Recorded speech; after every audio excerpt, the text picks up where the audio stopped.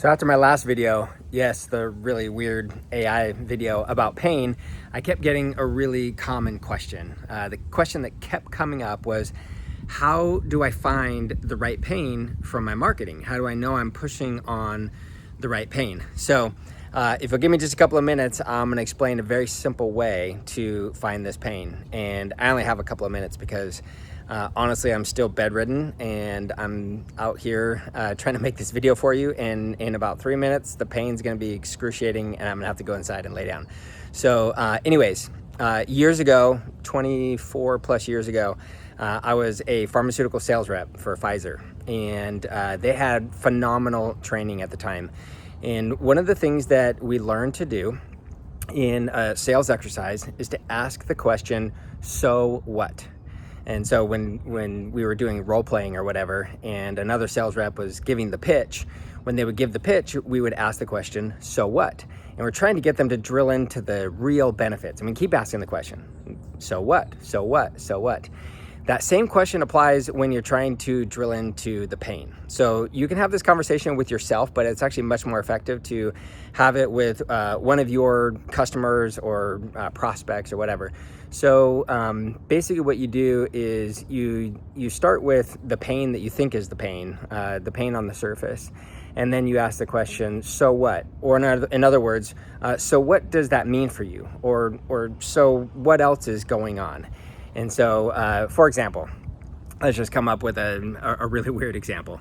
As you probably know, I'm into surfing. So let's say you're talking to, middle-aged man who wants to improve his surfing, and he says something like, I just can't get my turns to be as sharp as I want. And so you ask the question, so what? And so it causes them to pause and go, well, what do you mean, so what? Well, so what does that mean? Well, it means I'm not happy with my surfing. So what, right? And you keep digging deeper and deeper and deeper. And in that situation, you might dig into it so far that you realize that what their concern is not really how they feel about their surfing. It's more about how they think that they're perceived in their surfing. It's more about, I want to be able to show off for my friends, or I want to, feel cool in front of my friends and not be a kook in the water, whatever it might be, right? And so you're digging deeper and deeper and deeper, and eventually you want to get to the real root of it. I'll give you a couple of examples. Years and years ago, I had a client who was running a small marketing agency. She was focused on working with plastic surgeons and helping them with their local marketing. And this was after the global financial crisis, the big recession in 2008, 9, et cetera. And she was having a real hard time getting these plastic surgeons to invest in marketing. And the reason, of course, was because when there's a recession, expendable funds dry up. And what do people stop spending money on? Well, things that are unnecessary, like plastic surgery. And so these plastic surgeons were actually struggling, and they were struggling to keep the chairs full. And of course, when the chairs are full, the business is profitable. When the chairs are not full, then they struggle. And so they were having a hard time understanding, why should I spend money on marketing, which feels expendable to me when I'm really struggling? And so we went through this process of essentially asking the so what questions, digging deeper and deeper and deeper. What she discovered is that most of her market were males. Most of the plastic surgeons are males. Most of them were males. They were the sole provider in their home. They had been very successful, made a lot of money. They lived in nice fancy houses, had fancy cars. The kids went to private school. The wives, had extensive budgets to do the shopping and live the lives that they wanted to live. And what it came down to is that most of these guys were absolutely scared out of their minds to talk to their wives about the financial situation that they were in. They were basically in a situation where they probably needed to sell their homes, move to a less expensive neighborhood, stop the private schools, cut back on the budgets and all that kind of stuff. And they didn't want to break that news to their family. And so they struggled and struggled and struggled in business, and had this internal conflict. And it wasn't until she really discovered that and started having those conversations with her prospects that she really started to break through and was able to help them see, hey, look, if you invest in marketing and It might be tough because you don't have as much, your budget isn't as big as it was before. But if you do this, then you can fill the seats, then you can solve that problem, then you don't have to live through that kind of pain. So that was really, really helpful for her. So she dug in enough to understand what the real pain was. The real pain wasn't my chairs aren't full and I'm not doing surgery, and so therefore I don't have the business doesn't have the revenue that it used to. The real pain was at home and the internal conflict.